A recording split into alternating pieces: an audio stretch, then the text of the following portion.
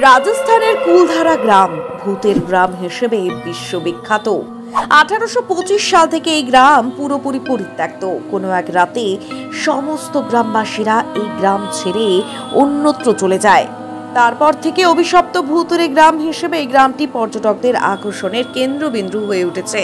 তবে সূর্যাস্তের পর এই তল্লাটে আর কাউকে ঢুকতে দেওয়া হয় না। কিন্তু প্রশ্ন হলো, কেন এখানে সূর্যাস্তের পর কাউকে আসতে দেওয়া হয় না? রাতের অন্ধকারে কি রহস্য লুকিয়ে আছে এই গ্রামে? কুলধারা গ্রামটি পশ্চিম রাজস্থানের জয়সলমের থেকে 15 কিলোমিটার পশ্চিমে অবস্থিত। গ্রামটা এখন ধ্বংসপ্রাপ্ত। এই গ্রামটা পালিওয়াল ব্রাহ্মণদের দ্বারা 1291 সালে প্রতিষ্ঠিত হয়। সুলতানি যুগে পালিওয়ালরা ছিল রাজস্থানের খুব ধনী সম্প্রদায়।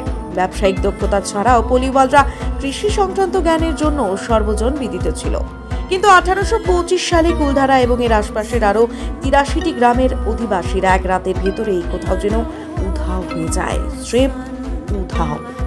আজ পর্যন্ত এই গ্রামে উধাও হয়ে যাওয়া মানুষদের কারো কোনো হদিশ খুঁজে পাওয়া যায়নি। লোকগাথা অনুযায়ী এলাকার রাজপুত্র সালিম সিং একবার গ্রাম পরিদর্শনে এসে গ্রামের সর্দারের মেয়ের প্রেমে পড়ে যান এবং বিয়ে করতে চান। যুবরাজ হুমকি দেয়, যদি তার সাথে সর্দারের মেয়ের বিয়ে না দেওয়া হয় তবে গ্রামের উপর প্রচুর কর ধার্য করা হবে। কিন্তু ভিন্ন জাতের হওয়ায় গ্রামবাসীরা কেউ এই বিয়েতে রাজি হয় না।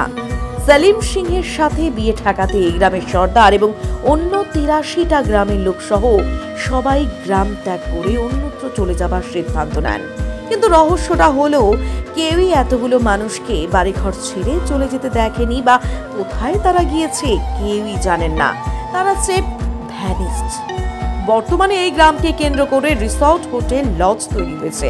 প্রতি বছর লক্ষাধিক মানুষ এখানে ঘুরতে আসে। জয়সলমের থেকে মাত্র 15 কিমি দূরে অবস্থিত এই গ্রামে পৌঁছানোর জন্য রাস্তাঘাট, যানবাহনের উন্নতি হয়েছে। চাইলে এবারের পুজোর ছুটিতে যাওয়া যেতেই পারে রাজস্থান, ঘুরে দেখা যেতেই পারে কুলধারা গ্রাম, ভারতের সর্বসেরা ভুতুরে একটা গ্রাম।